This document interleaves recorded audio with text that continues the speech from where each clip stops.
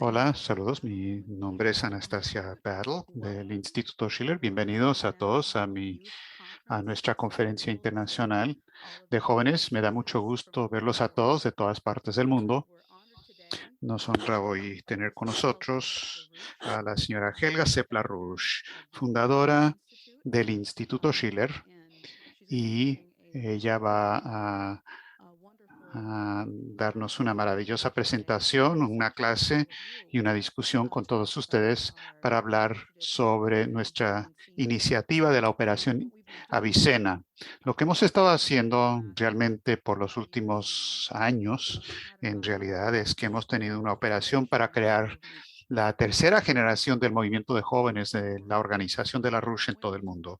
Hemos estado creciendo. Hemos estado tomando la pasión de los jóvenes para ir a los campus universitarios, ir a las calles, ir a Internet, para pelear con líderes mundiales, para verdaderamente lograr los cambios para el bien que se requieren en el mundo ahora. Y dada la situación, eh, creo que muchos de ustedes han estado en contacto con lo que estamos haciendo y si no, seguro reconocen que hay tensiones grandes en el mundo ahora entre la OTAN, entre Rusia, lo que se está viendo con inanición terrible de 20 millones de personas, 22 millones en el caso de Afganistán, nada más. Y la idea de Operación Avicena tiene que ver con esto. No podemos tolerar esto. Esto no es algo que la gente puede hacer caso omiso y pretender que no está ocurriendo. Y todos ustedes, estoy segura, que están conscientes de que esto simplemente no es la manera en que debe funcionar la humanidad. Entonces, ¿por qué no se está tomando acción ahora? Muchas personas que son buenas personas no actúan cuando es necesario porque tienen todos estos temores en su mente. No tengo poder, no tengo la capacidad de hacer las cosas, pero ¿qué tal el poder de cambiarle la mente de la persona, de cambiar la manera en que piensan, a lograr que una persona logre una idea nueva en la mente de otra persona, educar a esa persona? Y realmente lo que queremos es educar a los jóvenes del mundo, lograr que sean más potentes en su capacidad de pelear por esas ideas, activar a más gente para que cambien, y esa es la manera en que vamos a lograr algo como Operación Avicena y que se desarrolle y desarrollar toda la región del sudoeste asiático y cómo se puede construir la nueva ruta a la seda en todo el mundo. Quiero entonces darle la palabra a Helga para que ella nos dé su ponencia inicial sobre Avicena. Sí, muy bien. Quería saludarlos a todos y donde quiera que estén en el planeta. Creo que es muy bueno que nos hemos reunido hoy para lo que yo llamo Operación Avicena.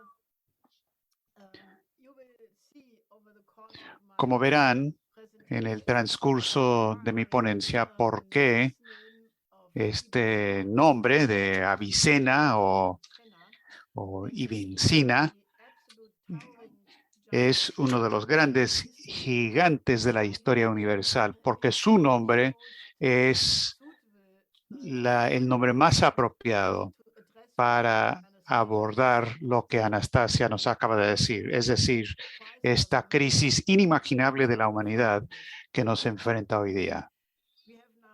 Tenemos ahora,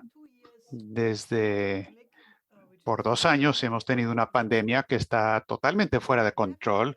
No tendría que estar fuera de control si los países ricos hubieran sido un poco más inteligentes al entender que solamente se puede resolver una pandemia en todos los países a la vez cuando todos tienen un sistema moderno de salud, y que no ayuda para nada crear vacunas y luego no distribuirlas, sino acapararlas, porque si no, lo que va a pasar es exactamente lo que está ocurriendo. Tenemos mutaciones, variantes, Delta, Omicron, quién sabe cuántas mutaciones van a ocurrir.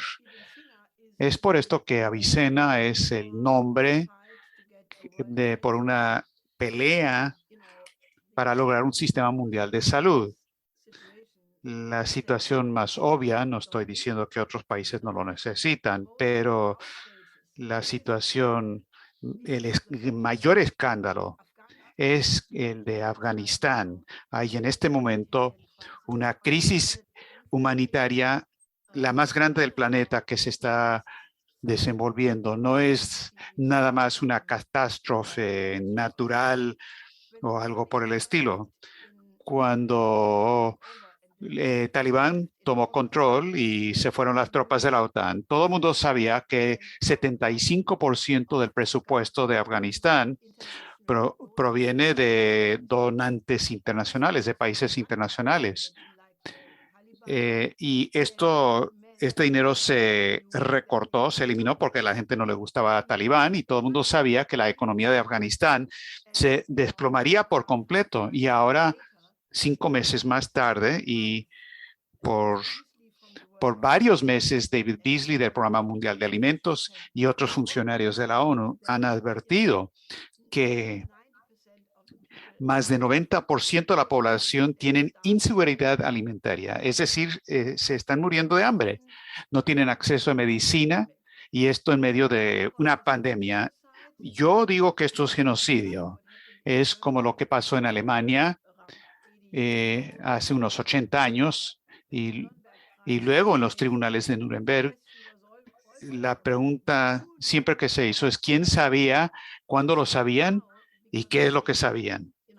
Pero ahora, por los medios internacionales, por la televisión, por Internet, nadie puede decir que no sabían lo que está pasando. El propósito de este llamado y mi solicitud urgente para ustedes los jóvenes es que tenemos que crear una fuerza para establecer justicia en el planeta. El primer lugar donde esto tiene que empezar es que tenemos que cambiar la opinión pública respecto a Afganistán. Hay personas que dicen que Talibán tiene primero que darle derechos a las mujeres. Ahora, eso es una de las cosas más hipócritas que he escuchado en toda la vida, porque cuando hay mujeres que se están muriendo de hambre con sus niños, no lo pueden amamantar a sus bebés porque también se están muriendo de hambre y se están muriendo de frío. Quiero, no se puede hablar de derechos de las mujeres porque estas mujeres se están muriendo de hambre y sus niños también. Quiero que miren estas fotos que les voy a enseñar una tras otra porque uno tiene que ser capaz de tomar ese sufrimiento dentro del corazón de uno y no hacer lo que hace la mayoría de la gente, que simplemente lo sacan de su mente, dicen, no, no quiero hablar de eso, yo qué tengo que ver con Afganistán.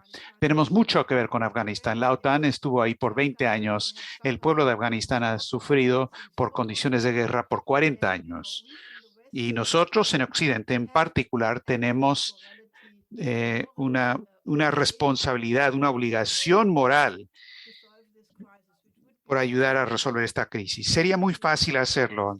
Las Naciones Unidas acaba de decir que lo que se requiere para parar esto, de la gente que se está muriendo, de 8 millones de personas que ahora mismo se están muriendo en el momento que estamos hablando, y otros 23 o 24 millones están en peligro de que no van a sobrevivir después de este invierno. Solo se requiere 5 mil millones de dólares.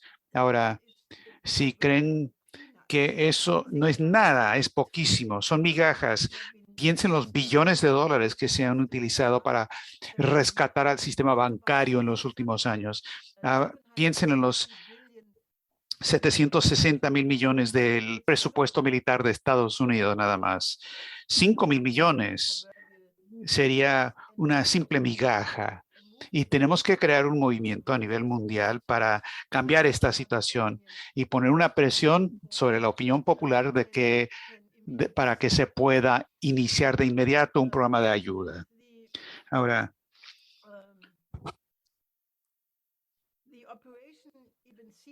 Operación Avicena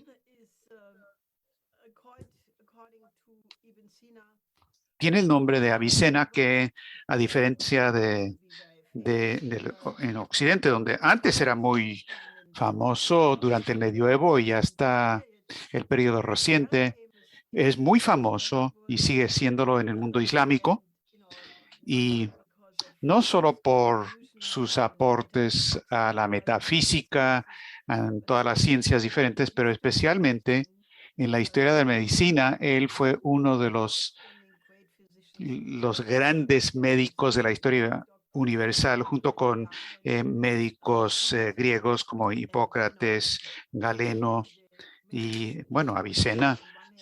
Quizás son unos pocos que se pueden contar con los dedos de la mano. Él es uno de los médicos sobresalientes de la historia. Es muy famoso. Esto se ve en el hecho de que hubo 30 ediciones de estampillas postales. Muchos de ustedes quizás conocen el novela llamado El Médico, de Gordon Loar. También en una película sobre esto de Hollywood que muchos han visto. También hay una obra de teatro musical sobre el tema.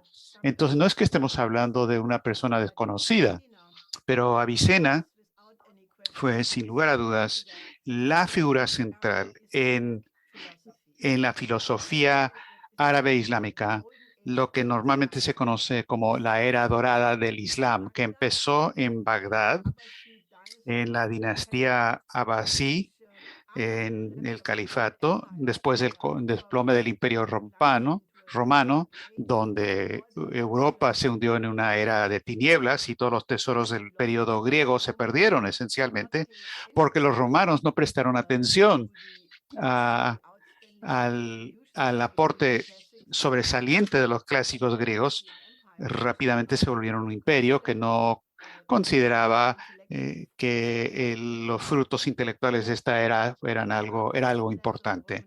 Después del desplome del Imperio Romano, por un esfuerzo increíble por parte de los califas al-Mansur, al-Mamun, de los califas de Bagdad, ellos básicamente rescataron el conocimiento que estaba en peligro de que se olvidara en Europa, enviando emisarios a todos los países europeos y los países del Mediterráneo. Y básicamente todos los textos los pesaron en oro de todos los grandes descubridores para, de esa manera, rescataron todo el conocimiento de esa era. Y Bagdad en ese momento, esto fue en 750 después de Cristo, fue la ciudad a nivel mundial con el mayor número de libros, de científicos, y fue la capital absoluta del progreso del mundo entero. Ahora, especialmente los textos de la filosofía clásica griega y la ciencia griega se tradujeron y fueron de conocimiento general en todo el mundo árabe, también en Persia. En ese momento el mundo árabe era mucho más avanzado que Europa, que realmente estaba en una condición terrible en ese momento. Por lo tanto, Avicena, que leyó todo esto y absorbió todos los textos griegos, las traducciones de Aristóteles, leyó la metafísica 40 veces dijo no lo entendió. Eso es comprensible porque es un sinsentido, francamente. Ese es comentario mío sobre Aristóteles, pero él también absorbió 2000 años de filosofía eurasiática y él básicamente, no obstante, utilizó todo este conocimiento para volverse un pensador independiente, un pensador original que naturalmente comentó sobre Aristóteles y otras personas como Al-Kindi, Al-Farabi y muchos otros, pero decir que él era un aristotélico como los dicen varios autores es completamente falso. Uno también tampoco puede decir que Schiller es kantiano simplemente porque toda la obra de los escritos, las cartas estéticas, van en contra de Kant. No quiere decir que él es kantiano. Entonces, básicamente, Avicena utilizó este conocimiento, incluidos los escritos de los neoplatónicos de su era, tales como Proclo, que trató de reconciliar a Aristóteles y Platón. Entonces, Avicena conocía casi toda la tradición filosófica hasta su momento de vida. Era un escritor prolijo, escribió como entre 200 y 275 obras. Muchas de las obras no se conocen, no han sido rescatadas. Y él estaba evolucionando sus ideas a lo largo de toda su vida. ¿Cómo lo hacen todos los grandes pensadores? Uno nunca empieza como una persona joven con el mismo conocimiento que uno luego acumula a lo largo de la vida. Entonces, él básicamente escribió varios escritos que son avances totales, como por ejemplo, por lo que más se le conoce es su famoso canon de medicina. Estos son 5 libros que nunca antes se había visto algo así. Una enciclopedia sin precedente de la ciencia médica que comprendía muchos componentes que ahorita menciono, pero también él escribió sobre las ciencias naturales, casi todos los aspectos, matemáticas, geometría, biología, geografía, pero también conocía la poesía, la música y también era un niño joven que con 10 años, cuando tenía 10 años de edad ya conocía la totalidad del Corán, lo tenía memorizado. Y de su padre lo ayudaron con los mejores maestros en jurisprudencia, en derecho islámico, y él aprendió mucho más rápido que sus propios maestros y él se volvió rápidamente autodidacta. Entonces, si ve el área de donde vino, su padre nació en Balkh. Esto queda cerca de Mazar al-Sharif, que es en el norte de Afganistán hoy día, y Balkh había sido la capital de Alejandro Magno. Después de que había conquistado toda esta región, Alejandro Magno llegó con sus conquistas hasta India y él hizo a Balkh la capital de su provincia Bactria. Más tarde, el padre de Avicena se fue a Afshana, que queda cerca de Bukhara, que es donde hoy es Uzbekistán. Su madre provino de ahí, que era un centro cultural muy importante de historiadores, poetas, científicos, todas las categorías estaban ahí. Su familia era una familia muy educada, incluida su madre, y él tuvo un ambiente familiar muy rico. Todo esto se puede leer en su autobiografía que Avicena dictó a uno de sus estudiantes. Se llama Husjani. Esta región, tenemos que estudiar mucho sobre esto y los quiero invitar a todos ustedes a que participen con nosotros en estos estudios, porque hoy día la gente mira Afganistán y el centro de Asia y ven como una de las regiones que está en condiciones crisis terrible, pero esta región en un momento se conocía como la región de 1000 ciudades, Bactria. Ese era el tiempo de la Grecia clásica y tiene una historia increíblemente rica. Y la gente en Occidente casi no sabe nada. Y esto es una de las razones por las que la gente tiene tanta dificultad para entender que uno no puede ir a Afganistán y tratar de imponer la democracia occidental que no es muy bueno, pero eso es tema de otra cosa, otra discusión. Pero no se le puede imponer una cultura sobre una cultura que tiene sus propias raíces culturales muy claras en poesía, en ciencia.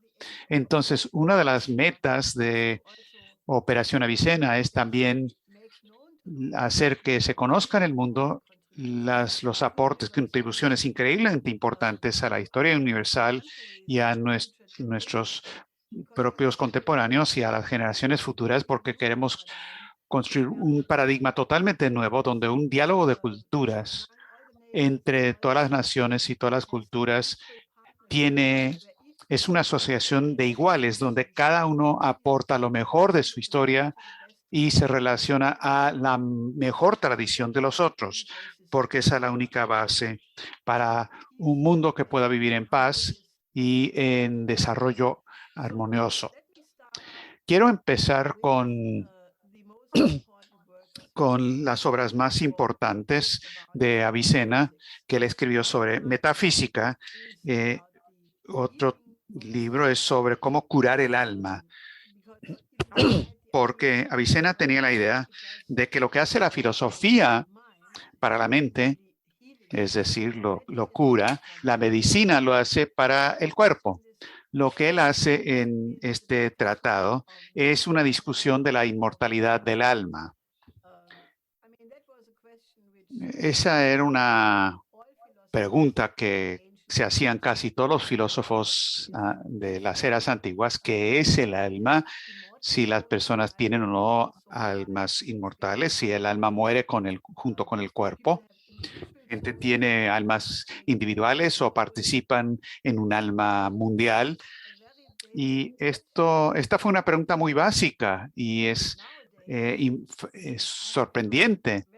He encontrado muy poca preocupación entre las personas, gente grande o joven, para hablar sobre el tema del alma y la belleza del alma, a pesar de que creo que es el tema más importante, porque es el alma es donde reside nuestra identidad. Si uno mira la discusión antes de Avicena sobre este tema, Aristóteles decía que el alma era una entelequia. No sé cómo decir eso exactamente o pronunciarlo bien en inglés, sí existe, pero es entelequia, que es básicamente que el objetivo del alma es la perfección de algo así como un cuerpo orgánico y que tiene el potencial para vivir y por lo tanto se vuelve lo más perfecto posible del ser, pero no es algo separado del cuerpo y por lo tanto cuando muere el cuerpo también el alma también desaparece. Ahora, Platón, con lo contrario, pensaba que no solamente existe el alma del hombre, sino el mundo también, la tierra, los animales, las plantas, todos tienen almas y básicamente eh, tienen que pelear toda la vida, por un lado, entre el intelecto, que el alma trata de volverse cada vez más espiritual, y por el otro lado, los sentidos, la percepción sensorial, porque el alma participa en ambos. El alma está en movimiento, es un proceso que se mueve a sí mismo y por lo tanto es inmortal e indestructible. Y el alma es lo que le da vida, con su aliento le da vida al cuerpo, y la muerte es la separación del alma del cuerpo. En el Fedón, que es uno de los diálogos de Platón, desarrolla la idea de que el alma existe antes del nacimiento y cuando nace el bebé, en el alma se conecta al cuerpo cuando nace el niño y sigue existiendo después de la muerte. Ahora, para Plotino, que era un filósofo neoplatónico que murió en 270 después de Cristo, el alma se separa de sí y de un alma preexistente universal y se hace individual en esta persona particular. Durante su vida entera, el alma tiene que luchar para o caer en las indulgencias de los placeres de los sentidos o subir al nivel de la filosofía e intelecto y nunca permitir que caiga en el pantano del mundo material. Avicena, al hablar del alma y la autoconciencia del individuo. Y él utiliza un experimento fascinante, un experimento de pensamiento fascinante que es la imagen del hombre flotante, el hombre que volador. Dice, uno tiene que imaginar una persona adulta, 30 años de edad, que de repente llega de, no sé, de ningún lado, pero llega como gran adulto, ya maduro, no tiene memoria de su historia, no reconoce su niñez, pero de repente ahí está. Y está en una sala vacía, flotando en el aire, no está tocando el piso, los muros, las paredes, flotando en el aire nada más. La temperatura del cuarto es la temperatura de su cuerpo, así es que no tiene una percepción sensorial a través de su piel. Sus brazos y sus pies están extendidos, así es que no tiene sentido de tocar como los dedos tocan. No tiene sensación del tacto. Está vendado, los ojos vendados, por lo tanto no ve nada. Sus oídos también, no puede escuchar nada, no puede oler nada, no tiene el gusto, no saborea nada y está flotando en el aire con una ausencia total de los sentidos. Y luego Avicena se pregunta si este hombre está consciente de sí mismo.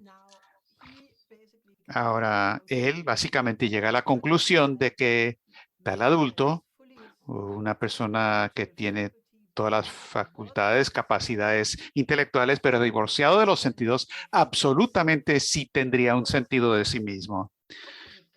Y porque es opuesto y separado de los sentidos, esto quiere decir que el alma no depende de condiciones materiales. Con este experimento de pensamiento mental, trató de resolver el problema de la experiencia sensorial, que es el alma, y si existe por separado del cuerpo, y su respuesta es absolutamente sí. Este hombre tendría un sentido de sí mismo, no dependería de cualquier experiencia o percepción sensorial.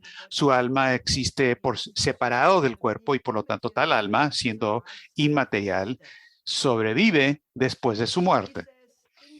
Avicena dice en la metafísica, y esto es una cita, ahora que está en el poder cognoscitivo de la alma, que él piensa y además reflexiona sobre su propio pensamiento de manera que reflexiona y que además piensa de nuevo sobre este segundo orden de pensamiento por reflexión y así acumula relaciones con otros. Construye de esta manera en un objeto condiciones diferentes, es decir, proporciones que, según su poder, no tienen fin. Por lo tanto, es necesario que estas formas mentales de conocimiento que siguen una tras otra no tienen un vínculo final, es decir, no llega a un punto de pausa, y esto nos da el resultado necesario que uno avanza continuamente sin fin. Cierra comillas. Ahora, esto describe una conciencia de sí, una autoconciencia sobre la autoconciencia del proceso de pensamiento. Entonces, Operación Avicena es, por lo tanto, viene de una idea, de una imagen del hombre en que cada ser humano tiene esta idea de ser una persona creativa y tener un valor absoluto. Por lo tanto, cuando decimos que queremos resolver esta crisis humanitaria tan enorme en Afganistán, empezar con un sistema moderno de salud, ¿qué es lo que tenemos que hacer? Ahora, ¿y por qué Avicena es el modelo perfecto, apropiado para iniciar este proceso? Como los chinos han demostrado en Wuhan hace 2 años, cuando ellos tuvieron los primeros casos de COVID-19 en Wuhan, ellos cerraron la ciudad de 11 o 15 millones de personas y la totalidad de la provincia a su alrededor y pusieron a todos en una cuarentena absoluta. Y luego hicieron todas las otras cosas de darle seguimiento a los contactos, aislamiento, y contrario a los gobiernos de Occidente que no podían decidir si aislaban a la gente o si no hacían eso y luego porque la gente no les gustó eso por sus valores liberales, luego no lo hicieron y ahora se ve lo que pasa en Estados Unidos. 900.000 personas han muerto. En Alemania, 115.000 personas han muerto. En China, no son ni 5.000 los que han muerto por COVID, en una población que es más de 4 veces más grande que la población de Estados Unidos y más de 12 veces más grande que la población de Alemania. Así es que,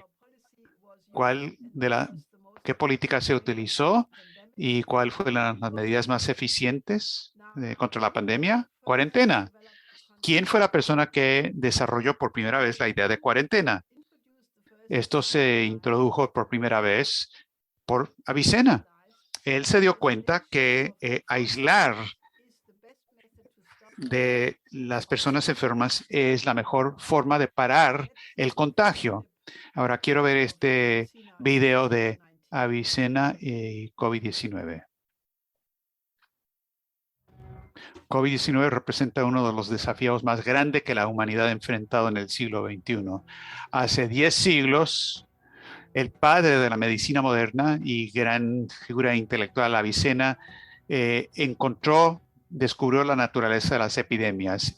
Él habló de esto en su libro fundamental, El Canon de la Medicina. Una vez, Avicena, que nació en Bukhara, visitó otro gran intelecto llamado Al-Biruni en la academia.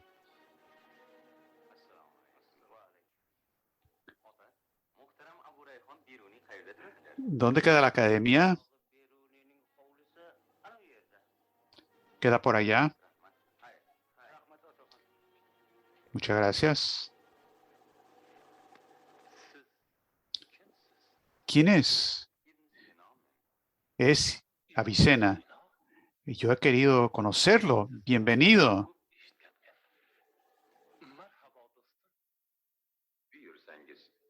Señor Bruno, primero, antes que nada, tenemos que lavar las manos con vinagre y cambiar nuestra ropa. ¿Es una práctica nueva? ¿Y de qué país viene eso? Todas las enfermedades infecciosas están difundiéndose entre los pueblos y tenemos que pararlo. Bienvenido, hagamos eso entonces. Pase.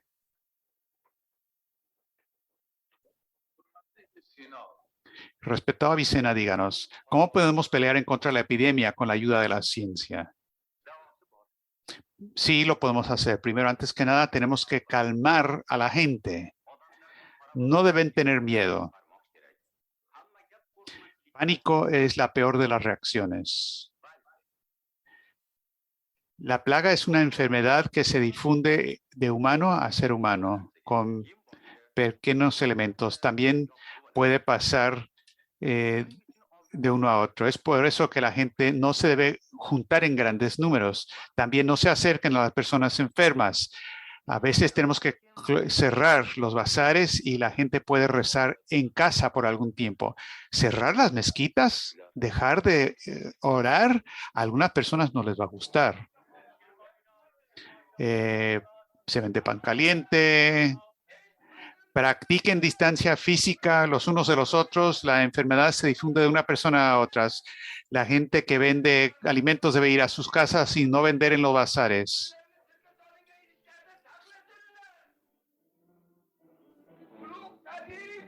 Esta es la recomendación de Avicena. Laven sus monedas con vinagre. Que no cunda el pánico. Quédense en casa. Cuiden a los que están enfermos, pero laven sus manos con vinagre.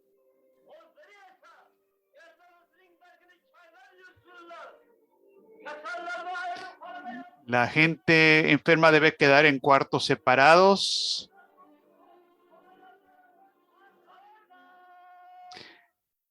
No se junten todos en un solo lugar.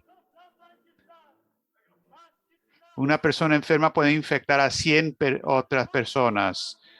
No se reúnan en las mezquitas, eso hay que evitarlo. Vayan a rezar a casa. Esta es la recomendación de Avicena.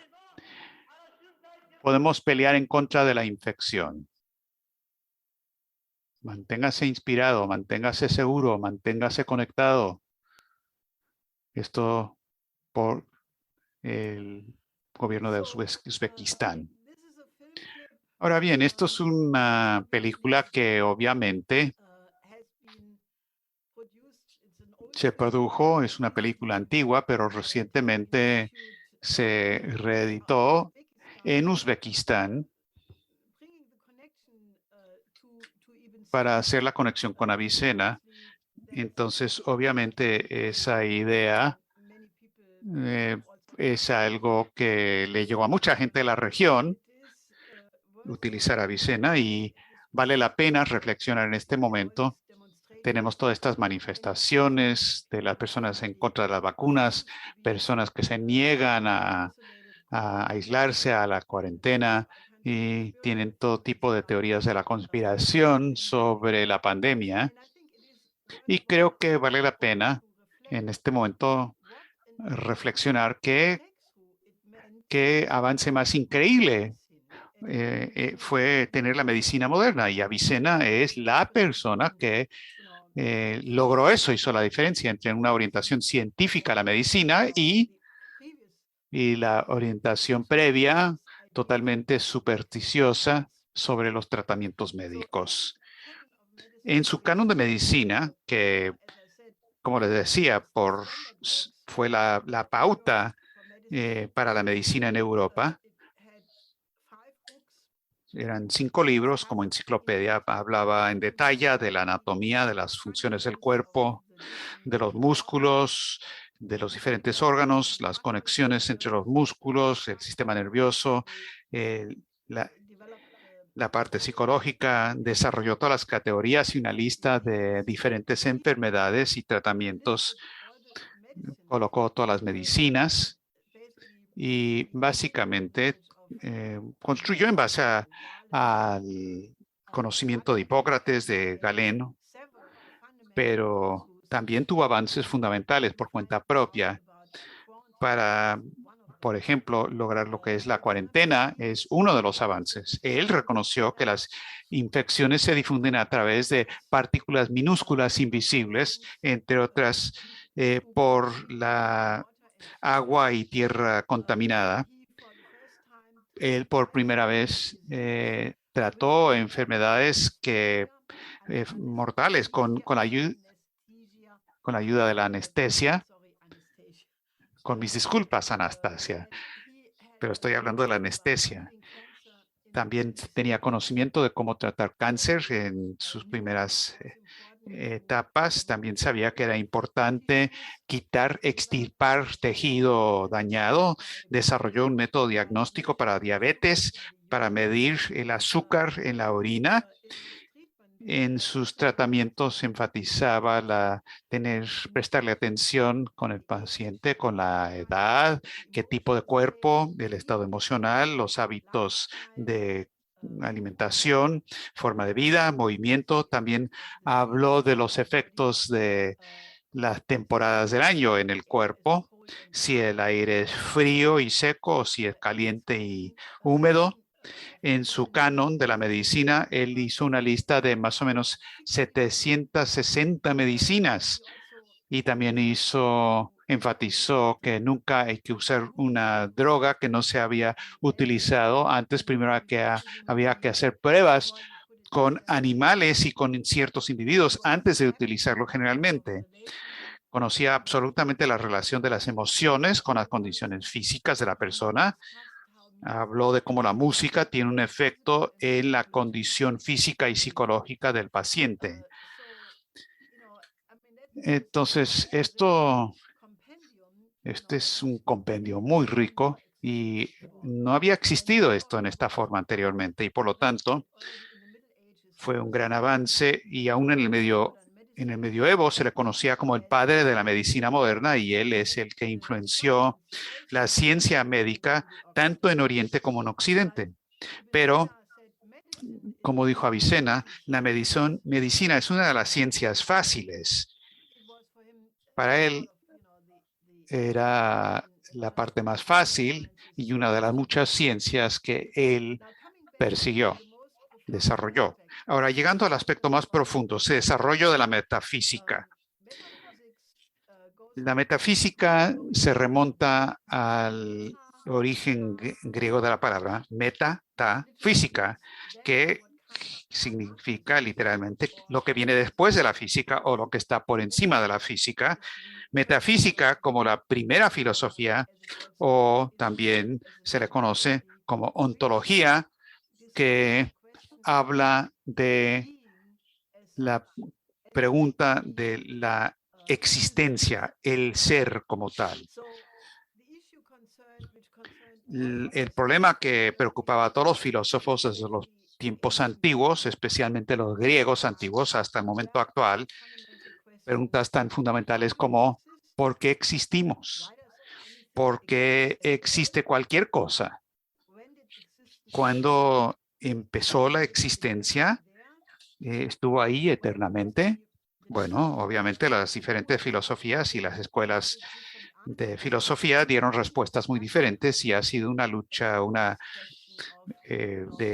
de ideas sobre la cuestión si el universo es el único universo, cuándo empezó, y obviamente todas esas preguntas metafísicas, se volvieron extremadamente importantes para la física, más allá de la metafísica, hacer las preguntas correctas para formular hipótesis adecuadas para lograr avances científicos fundamentales o no. Entonces uno puede trazar el avance en la ciencia a una tradición filosófica específica porque se prestaba esa tradición a las preguntas correctas sobre hipótesis. Esa es una pregunta muy fundamental, muy correcta. Y mi esposo finado, Lyndon LaRouche, ha hecho más que cualquiera en la historia de la filosofía y la ciencia para darle respuesta a esa pregunta. Ese es otro tema para otra discusión. Estas cuestiones filosóficas, por lo tanto, estaban ahí antes de que se desarrollara la ciencia natural. Avicena desarrolló un concepto nuevo que no existía en Aristóteles y en y los seguidores de Aristóteles, que se conocen como los peripatéticos, ni tampoco en Platón y los neoplatónicos que lo siguieron. Este concepto es lo que él llamó el existente necesario. Él sostuvo que solamente hay un ser único, que todo lo que existe de manera necesaria,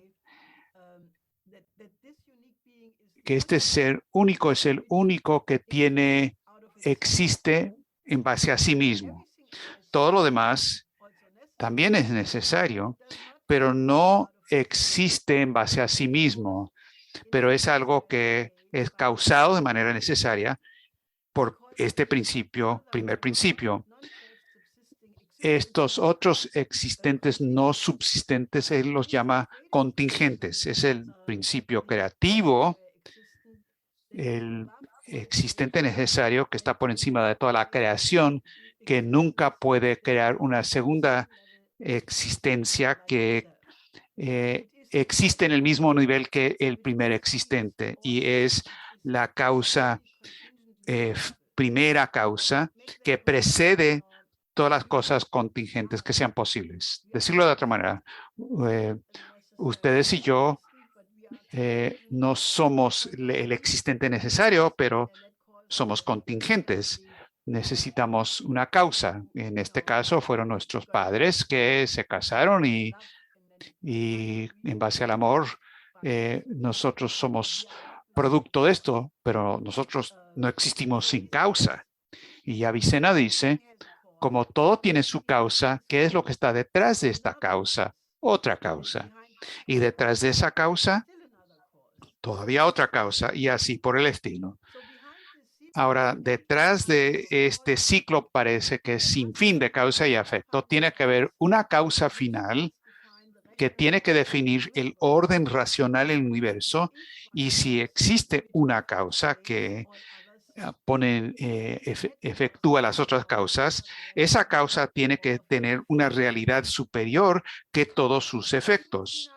Así es que Avicena llega a esta reflexión filosófica y llega a la conclusión de que que la creación nunca tuvo inicio porque el mundo existe en la eternidad, porque si hay tal existente necesario, lo que existe solamente a través del poder de su naturaleza no existe ni por accidente ni de forma contingente.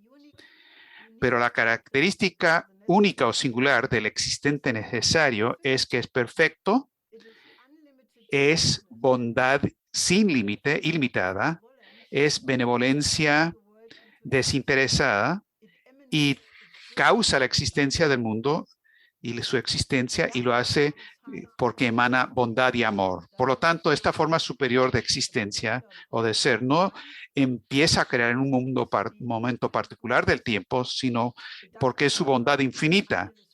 No espera hasta cierto momento en el tiempo cuando empieza a crear, no cambia, no es una potencialidad que luego decide que se va a volver el creador y empezar a crear el proceso de la creación. Avicena dice que no tiene sentido que este ser superior máximo primero es inactivo y luego decide de repente que va a empezar con su actividad creativa. Para tal posibilidad no existe razón por eso, porque el existente necesario es el único existente y también es incambiable. Entonces, ¿por qué? ¿Cuál sería la razón que de repente empiece con su actividad creativa? Tampoco tiene sentido asumir que el existente necesario estaba ahí antes de la creación, porque esto supondría que es algo temporario, cuando en realidad está más allá de todo el tiempo. Por lo tanto, con su punto de vista, el mundo está ahí eternamente y una revelación continua de la bondad y la caridad del Creador, de Alá. El existente necesario, como la primera existencia, no puede ser una multitud, es simple y tampoco es material. Es enteramente mental, intelectual, espiritual, como el principio del movimiento. Y Alá no crea todas las formas inferiores de existencia. Él crea las formas superiores de inteligencia que a su vez crean otras inteligencias que a su vez crean más inteligencias. Y esto describe un avance, una progresión a niveles inferiores de ser completos y más se van alejando de la primera causa. No obstante, Dios está presente en todas las formas de la creación, ya sea directamente como en la creación de la primera inteligencia o de manera indirecta, como en todas las otras creaciones. El mal sí existe, pero no es la intención del creador, es la maldad es una falta de algo. Y el individuo tiene el libre albedrío para actuar de manera responsable, para conformar su propio destino y futuro. Esta teoría de la creación es lo que es algo fundamentalmente nuevo en la metafísica de Avicena y es muy diferente de Aristóteles y también de los neoplatónicos, porque implica que Dios ha transferido su poder de creación a sus criaturas, a saber, el hombre, y esta es la razón principal porque Avicena, un filósofo islámico, también fue aceptado tan ampliamente en el pensamiento de muchos pensadores europeos del medioevo. Y lo siguieron, se pelearon contra él, algunos pensadores islámicos como Al-Ghazali, Averroes, pero en Europa se tradujeron en el siglo XII al español, al latín, filósofos importantes como Tomás de Aquino, que cita a Avicena 400 veces en sus obras, y también Alberto Magno, en las escuelas de traducción de Toledo en España, así como en la era de Federico II de los Hohenstaufen en Sicilia. Y los padres de la iglesia encontraron en su filosofía que era algo muy afín con las ideas de Agostino, San Agustín, y el filósofo francés y historiador Étienne Gilson, que vivió de 1884 a 1978 y aún acuñó el concepto de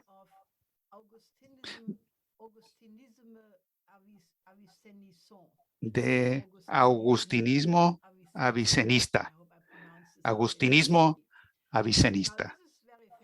Ahora, esto es muy fascinante porque Agustino, que vivió de 354 a 430 después de Cristo, es uno de los fundadores fundamentales de una tradición cristiana muy específica en Europa. Él había insistido que no existe ninguna contradicción entre la fe y el conocimiento. A diferencia de esas personas que dicen que solamente la revelación a través de la fe es lo que cuenta y es algo totalmente separado del conocimiento. Pero Agustino, San Agustín, citó como la prueba de esto es que no hay tal contradicción entre fe y conocimiento. Él señaló a Platón, que vivió de 428 a 348 antes de Cristo, que él ya había encontrado 4 siglos antes de Cristo, llegó llegó a las mismas conclusiones de la creación del universo y la naturaleza del hombre que vino con las revelaciones de Jesucristo. Y por lo tanto, dijo, uno puede llegar tanto a través de la revelación como también a través de la filosofía y conocimiento a la misma conclusión. Esto es una tradición muy importante porque es lo que hace que la razón sea posible y es lo que muchos grandes filósofos y científicos encontraron, como por ejemplo Kepler, que era una persona totalmente religiosa. Nicolás de Cusa también es otro y muchos otros, en comparación a los que insisten en que uno tiene que ser un materialista total para llegar a las conclusiones científicas. Ahora, Wilhelm von Oxer, que vivió cerca del siglo XIII, fue maestro en teología en París, fue un representante típico de esta tradición del agustinismo avicenista. Él estaba muy enfocado en esta idea de la revelación de Dios que se revela a través de las especulaciones de Avicena sobre el intelecto activo a través del cual continúa el proceso de creación. Es decir, no es que Dios crea el mundo y luego se vuelve pasivo, sino que es una intervención continua del intelecto activo que sigue impulsando el proceso de creación hacia adelante. Ahora, es muy fascinante. Dante Alighieri, que celebramos sus 700 años de su nacimiento el año pasado, vivió de 1265 a 1321, el creador del idioma italiano, en uno de sus maravillosos escritos, El Convivio, el Gasmal,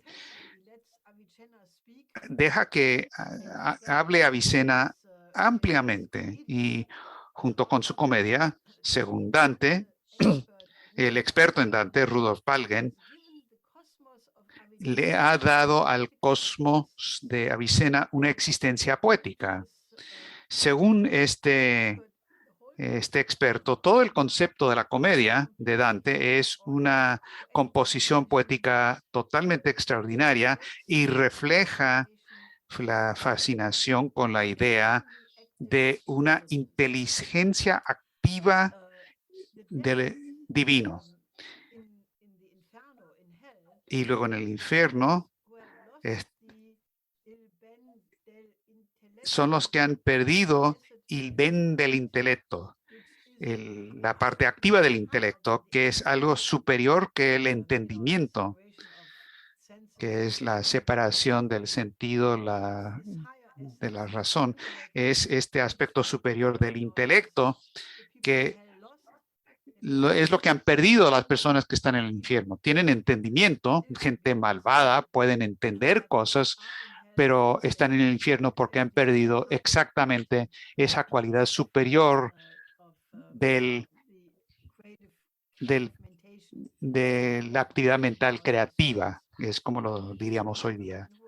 Otro que también eh, estaba fascinado con Avicena es Marsilio Ficino, que era uno de los maestros de la Academia Platónica en Florencia y que obviamente jugó un papel muy importante, decisivo en el Renacimiento italiano. Y esto es lo que revivió a Platón, que se había perdido conocimiento de él por 700 años, pero Nicolás de Cusa lo trajo de vuelta a Italia y los amigos suyos de la Iglesia griega ortodoxa cuando fueron al Concilio de Florencia. Entonces este Ficino llamó a Avicena el divino. Antes de eso, Nicolás de Cusa, propio Nicolás de Cusa, uno encuentra citas de Avicena en todos sus escritos. En uno de los primeros sermones, el número 2, sermón número 2, él cita a Avicena también en la Doctrina de Ignorancia, en su segundo libro, y también en la Apología de la Doctrina de Ignorancia de Nicolás de Cusa, es de la defensa de la Doctrina de Ignorancia. Cusa básicamente cita a Avicena de manera muy positiva constantemente. Si uno va a Bernkastel Kues, que les recomiendo mucho que lo hagan, si tienen suerte, yo los llevo y les doy una gira, podrán ver que él tenía en su biblioteca, Cusa tenía muchos escritos de Avicena en su biblioteca y tenía mucha admiración por Avicena. Ahora, Nicolás de Cusa estaba de acuerdo con Tomás de Aquino sobre Avicena, que la mente humana entiende la noción trascendental del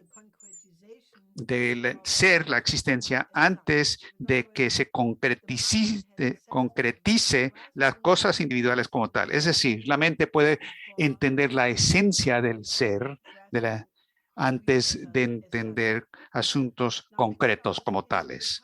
Ahora, Nicolás de Cusa en el Pace Fidei, sobre la paz en la religión, uno de los diálogos platónicos más bellos de cómo lograr un diálogo entre las diferentes religiones para llegar a la paz. Él hizo referencia a Avicena, que es muy importante, a saber que Avicena, cuando él hablaba de la felicidad que la gente va a vivir en el paraíso, es algo espiritual. La alegría que uno encuentra en el conocimiento de Dios y la verdad, y no en los placeres de la tierra, que algunos de los comentaristas del Corán habían enfatizado, que obviamente lo de Avicena es un concepto superior de lo que es la felicidad. El concepto de Cusa del hombre es que es un instrumento de la creatividad de Dios, es un instrumento de Dios a través de poder realizar un proceso continuo de creación a través de la creatividad del hombre, tal y como se expresa en las nociones de imago viva Dei, es decir, la imagen viva de Dios, y la vis creativa, el poder creativo, que claramente existe cada ser humano. Estas claramente tienen afinidad con la relación del existente necesario de Avicena como la primera causa eterna y el efecto continuo de ese principio a través del intelecto activo. ¿Qué idea más fantástica? Que Dios continúa con su creación a través del hombre. Y qué responsabilidad más tremenda nos pone a todos. Avicena tenía un concepto claro sobre la eternidad del mundo y la eternidad del principio de creación. Y no es la idea muy mal entendida de la idea de los fundamentalistas cristianos que se oponen a la ciencia moderna porque parece contradecir la revelación. Para Avicena, el proceso de creación no empezó en un momento, porque eso hubiera significado un cambio repentino en la naturaleza de Dios. Pero ya que la naturaleza del ser superior es pura bondad, forma parte de la esencia, de su esencia, crear continuamente otros seres. Si este ser superior hubiera tenido de repente, hubiera empezado a crear, hubiera habido un cambio de su naturaleza y eso por definición se tiene que excluir porque entonces no sería el ser supremo. Es interesante que Tomás de Aquino pensaba que la eternidad de la creación es algo compatible con la libertad divina. Dios pudo haber decidido crear el mundo desde la eternidad. Antes de Avicena, eso resolvería el problema de tener una contradicción entre revelación de que Dios creó el mundo en 7 días y que tuvo un comienzo, porque si Dios decide crear el mundo desde la eternidad, entonces eso resuelve este supuesto conflicto que hubo o no hubo inicio de la creación. Antes de Avicena hubo un filósofo cristiano del siglo XIX, Johannes Scotus Eriugena, que en sus escritos, que desafortunadamente no era muy conocido durante su vida, pero básicamente tenía una idea parecida y cuando filósofos posteriores trataron de referirse a él, él fue condenado por el Papa Honorio III como hereje. Entonces no hubo influencia significativa sobre los pensadores que lo siguieron después. Eso hace que sea, bueno, era un desarrollo más o menos en la misma dirección, pero no tuvo mucha influencia. Entonces es más sorprendente, por lo tanto, que Avicena, que se le absorbió casi sin que lo condenara a la iglesia en ningún momento. Hubo argumentos en contra de aspectos de su filosofía, sí, claro, pero nunca lo condenaron en general como hereje, como tal, ni nada por el estilo. Así es que uno puede decir que Avicena no solamente hizo una revolución en la ciencia médica de Europa por muchos siglos, pero también estableció las bases para una nueva metafísica en Occidente. Pero en la evolución del conocimiento humano, especialmente a la luz de la ciencia moderna, ¿qué aportó la metafísica al avance del concepto del hombre del universo? Todo esto, toda esta discusión del existente necesario, ¿qué tiene que ver? ¿Cuál es su relevancia a la situación nuestra hoy? En Navidad del año pasado, el 25 de diciembre, que acaba de pasar, hubo un lanzamiento exitoso del telescopio espacial James Webb, que va a entrar en operación plena en junio de este año. El 8 de enero hace una semana, pudo colocar 3 de 18 segmentos de un espejo en forma de hexágono y lograr en base a esto establecer un ojo cósmico con una amplitud, con un tamaño de 6,5 metros. Va a llegar a su lugar estable, de gravitación estable, que se conoce como el Lagrange 2, el 23 de enero, de aquí a 8 días, y el telescopio va a mirar hacia atrás en el tiempo 13.500 millones de años hacia el pasado. Va a estudiar los fenómenos astronómicos como las distancias más distantes que existen en nuestro universo y que va a descubrir. Por favor, vean la siguiente película. Esta es una misión de ciencia parecida a las misiones de Apolo, el transbordador, estación espacial y de Hubble. Por décadas, miles de personas en todo el mundo dedicaron sus carreras enteras para construir el telescopio James Webb. Todo ahora llega a este momento.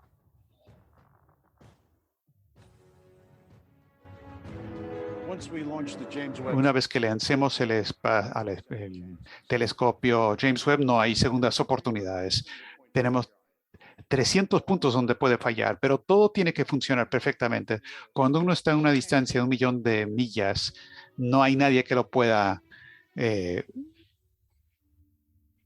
corregir los errores. Nunca colocamos un telescopio tan grande en el espacio. Queremos ver partes distantes del universo que los seres humanos nunca han visto, mirando hacia atrás en el tiempo, casi 14.000 millones de años para ver las primeras galaxias que fueron formadas después de la gran explosión. Y queremos buscar los fundamentos de la vida en las atmósferas de los planetas o de estrellas distantes para conocer la historia del universo.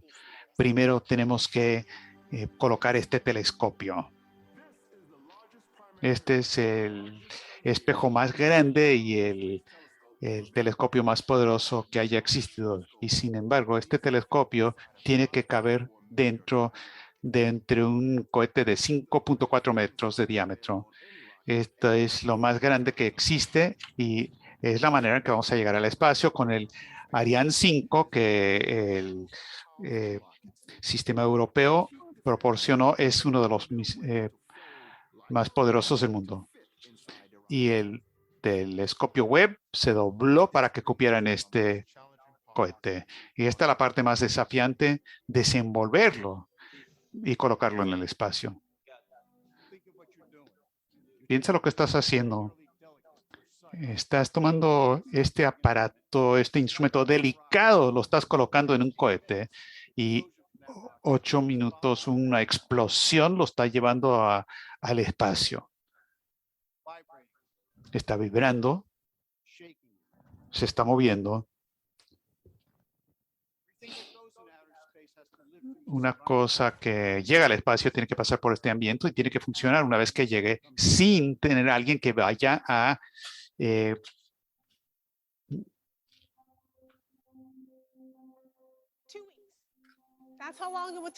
2 semanas es el tiempo que va a tomar para el telescopio. Podemos tomar más tiempo, pero esas 2 semanas después del lanzamiento va a ser de muchos nervios. Este es el centro de misión en el Instituto de Baltimore, donde se está mirando eso. Esas 2 semanas va a ser como los momentos más decisivos. Años de entrenamiento y trabajo llega a su momento. El observatorio tiene 5 despliegues principales y 178 mecanismos que tiene que utilizar para colocar esos 50 puntos. Cada uno tiene que funcionar, desenvolver, hacer esto con el espejo. Es la cosa más complicada que se ha hecho en toda la vida. Nunca hemos hecho algo como esto anteriormente. No hay nada simple cuando se envía cualquier cosa al espacio. No se puede hacer sin correr riesgos. Esto es territorio nuevo. Webb es el ejemplo perfecto del deseo de la ciencia que está llevando a la ingeniería a las nuevas fronteras. El diseño de Webb nació de ingeniería que lograron metas científicas, para lograr metas científicas. Este es el plan. Poco después del lanzamiento, se coloca la antena y los paneles solares. 12 horas más tarde, se lanza al Webb a su órbita correcta, aproximadamente a una distancia de 1.000.000 de millas. Y ahí va a ser la ciencia de Webb. Va a estar moviéndose tan rápido que sale en 1 día y medio, la mitad del tiempo que se logró con los astronautas del Apolo para llegar a la Luna. Luego se alza el espejo cuando hay un panel que nos estabiliza y tenemos estos segmentos icónicos del espejo que van a dar, pero en cierto sentido lo que es más complicado es lo que los protege del sol. Si no se hace eso, nada funciona. Aquí tenemos 5 niveles de capas para protegernos del sol, casi el tamaño de 3 canchas de tenis, con material muy delgado, para que vayan donde queremos que vaya. Eso, donde no hay gravitación, es un gran desafío. Eso protege al espejo del sol. Parece simple el diseño, pero no es nada fácil. Ensamblarlo en el espacio requiere 140 movimientos,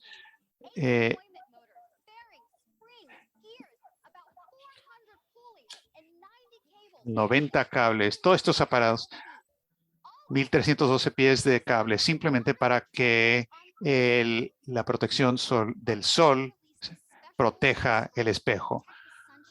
Primero separamos estas protecciones y luego se desenvuelve, pero no del todo hasta que nos salga primero el espejo. Y luego hay una serie de protecciones en la parte central. Y esta viene la parte decisiva. 107 mecanismos para separarlo tienen que funcionar en el momento preciso. 107. Eso liberan las siete capas de protección solar del sol para que se posicionen correctamente.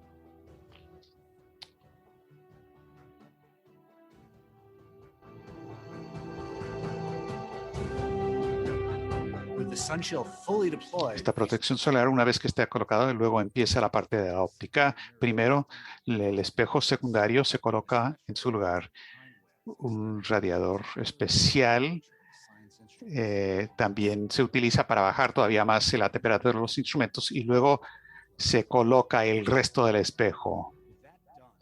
Una vez que se hace eso, Webb está en su configuración final, pero no hemos terminado con eso. Después de 47 despliegues, movimientos y haber logrado la parte más difícil de todo lo que haya hecho la NASA, todavía no vamos a estar listos para la ciencia, porque tienen que enfriar los instrumentos y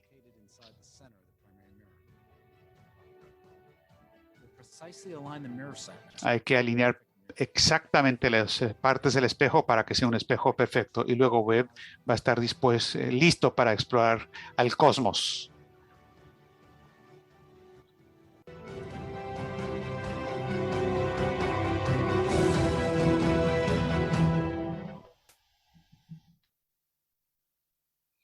Esto para junio va a estar listo en su lugar, y luego vamos a saber qué fue lo que pasó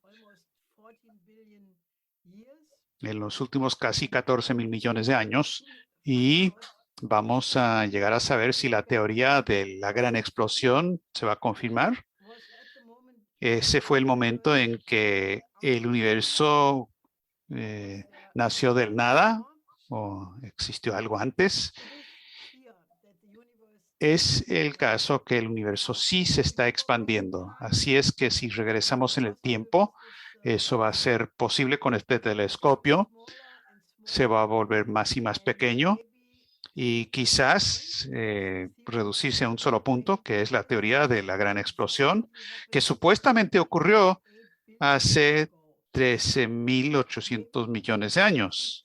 Quizás existió el universo antes de eso, quizás el universo tuvo una contracción antes de la gran explosión para llegar a este punto, hasta que la materia era inimaginablemente densa, comprimida de manera densa, y luego ocurrió la gran explosión y luego empezó a expandir de nuevo.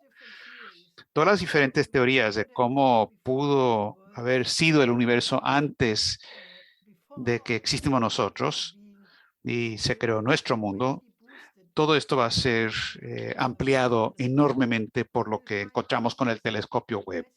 Vamos a encontrar respuestas a preguntas que ni podemos hacernos en este momento. Va a ser una apertura fantástica de una ventana al verdadero funcionamiento de nuestro universo. Así que quizás nos acerquemos así a entender el existente necesario de Avicena, según el cual un comienzo repentino del universo no tiene sentido, porque no es compatible con la bondad de este principio máximo de creación. Quizás nuestra mente tendrá que aprender a pensar en dimensiones totalmente diferentes. Seguro no el espacio euclidiano, el espacio y el tiempo euclidianos. Quizás uno tiene que inventar una teoría totalmente nueva de la relatividad, uno que coincide con la idea de lo que Lyndon LaRouche llama la simultaneidad de la eternidad. Ahora, el imperativo extraterrestre, esta es una cita que estoy leyendo, el imperativo extraterrestre es una fuerza impulsora en el crecimiento natural de la vida terrestre, más allá de sus límites planetarios.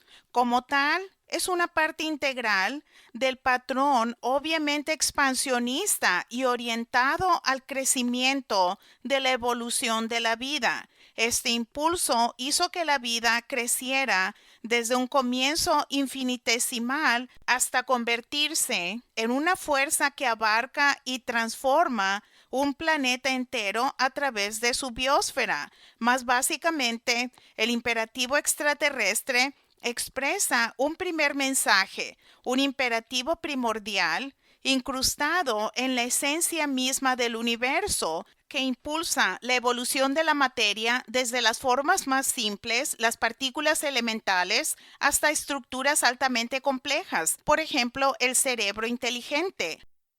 La materia estelar libera una gran cantidad de energía cósmica en la fase inicial de este proceso, la transformación de hidrógeno en helio y elementos más pesados, y se une en las fases posteriores que involucran la formación y evolución de la materia viva. Por estas raíces es posible identificar el imperativo extraterrestre como un principio básico que puede derivarse de una interpretación consistente y generalización de fenómenos recurrentes comunes a los procesos evolutivos. Estas son las palabras que escribió en 1971 Kraft Erika, el científico de cohetes y visionario alemán-estadounidense, que era muy amigo nuestro y miembro de la junta directiva del Instituto Schiller, y él creó esta idea del imperativo extraterrestre para dar significado a la tarea de la humanidad de explorar el espacio, ya que lleva al hombre más allá de la idea de que la Tierra es un sistema cerrado y abre todo el universo a la humanidad. Ahora, el telescopio espacial James Webb es un proyecto que involucró el trabajo de más de 10,000 personas de más de 14 países durante 25 años y colocaron este telescopio en el espacio a 1,000,000 de millas de la Tierra. Creo que eso es fantástico. Si la humanidad puede hacer esto, ¿no podemos movilizar la misma determinación para salvar al pueblo afgano con la operación Avicena? El mundo islámico debe volver a conectarse a su edad de oro y tener un renacimiento de todos esos hermosos filósofos, artistas, científicos del período comprendido desde alrededor del año 750 hasta principios del siglo XI, del cual Avicena fue su punto culminante. Así que les hago un llamado para que todos trabajemos en la operación Avicena. Si podemos poner un telescopio como este en el espacio para encontrar los orígenes del universo, podemos salvar a Afganistán. Ahora quiero mostrar un video de mi finado esposo, Lyndon LaRouche, quien absolutamente concordaba con esa manera de pensar. Si Estados Unidos tuviera, bajo el programa de Kennedy del espacio, realmente fue de Eisenhower y Kennedy, de aproximadamente 1958, el programa después de Sputnik, hasta 1965. Si mantenemos eso, combinado con las políticas y crédito de impuestos para la inversión de manera apropiada, con un programa de enriquecer la ciencia en nuestras escuelas y cosas parecidas. Si hacemos eso, no se tiene que hacer más que eso. Yo les puedo asegurar que sabiendo lo que sabemos que es importante para trabajar en la ciencia, en tecnología, sabiendo los tipos de proyectos que son la mejor manera de expresar estas mejorías tecnológicas, les aseguro que si el hombre en este planeta tuviera la voluntad política para hacer eso, podríamos aumentar la densidad relativa potencial de este planeta a un nivel de vida superior por factores de 40 a lo largo de las décadas, en las próximas 3 generaciones. Por un factor de 10. Podríamos mantener, después de 2 generaciones, podríamos mantener una población potencial en el orden de magnitud de 100 mil millones de personas, de manera más cómoda, con mejor alimentación, más seguros, más libres, menos, porque se podría usar la tierra de mejor manera. No estaríamos amontonados. Hay 2 tipos de ley natural, 2 aspectos de ley natural. Uno son las leyes del universo y el hombre. Y si alguien quiere sacar una orden, si el Congreso quiere eliminar la ley de la gravedad, ¿eso lo eliminaría? No. Entonces, cada vez que el hombre, porque tienen gran poder político, dicen que van a desafiar lo que en efecto es una ley del universo físico, una ley de la naturaleza, una ley natural, y causan que otros, por su poder, apoyar ese desafío de la naturaleza. ¿Qué pasa con esas naciones? ¿Qué les pasa? Quedan aplastados, destruidos. El hecho de que desafían la ley natural es el instrumento de su destrucción. Si uno apoya a políticos que participan en ese desafío de la ley natural, ¿qué estás creando para ti y para tu nación? Te vuelves cómplice.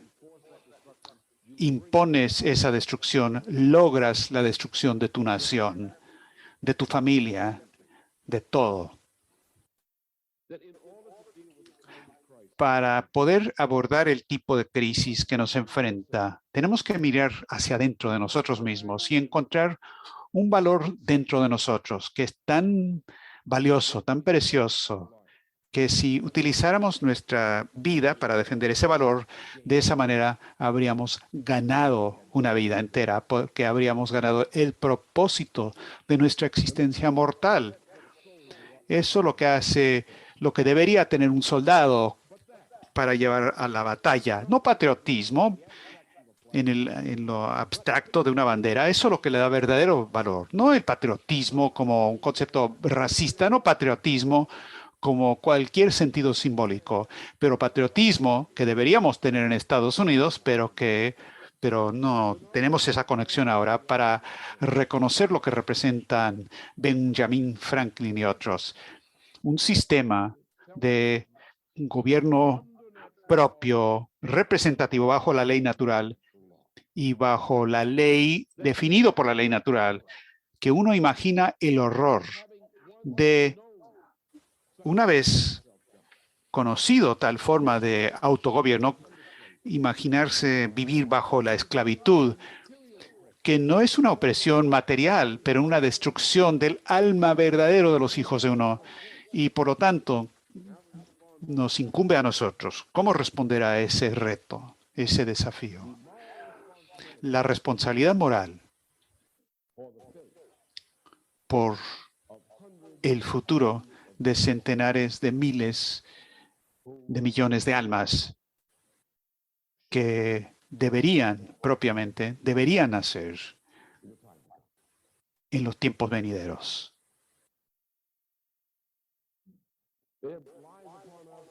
Nos incumbe a nosotros, nos queda a nosotros la responsabilidad de mirar hacia atrás, ver a esos mártires que nos dieron instituciones en que la verdad le dio una posición fuerte social. No hay libertad sin verdad y no hay verdad sin libertad. El derecho del individuo, informado por los principios correctos para llegar a una opinión en base a la razón, no opinión arbitraria, sino basado en el uso correcto, cuidadoso de la razón y el derecho de ese individuo para pararse y decir, esto es lo que yo creo, a no ser que se me persuada de lo contrario en base a la razón. Esa es la razón. Si la totalidad de la sociedad está en desacuerdo contigo, ¿qué importa? Tienes el derecho, con tal y que lo que te oriente sea la razón, con tal y que te sometas a una corrección de opinión en base a la razón, el derecho de afirmar una opinión contrario a la mayoría de la sociedad, esa es la verdad y la libertad. Una sociedad democrática, como proyecto de democracia, y lo define el Congreso, es una abominable y horrible. En contra de los padres fundadores de Estados Unidos nos advirtieron, la democracia es el peor de los males, el peor de los tiranos, porque no hay un tirano peor que una chusma irracional de linchamiento. La democracia, como lo ellos definen, es la democracia de la chusma que lincha.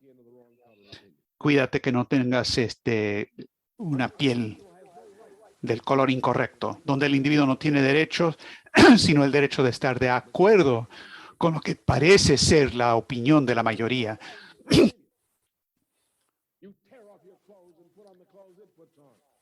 Y uno se rasga las vestiduras y se viste como la otra gente. Una sociedad que no tiene carácter, no tiene capacidad de razonar, de puras opiniones. Hay que defender al individuo que quiere razonar, que quiere ser gobernado por la ley natural y la razón. Esa es la responsabilidad más sagrada de la sociedad. Y hay que defender y nutrir a tales individuos. Y una sociedad que no defiende eso no es apta para sobrevivir.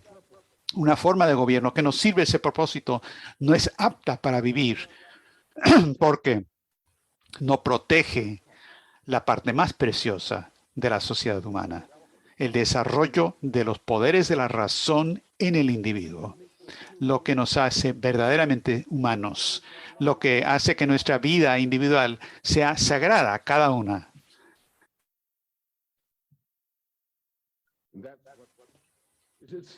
Y eso es lo que está en juego.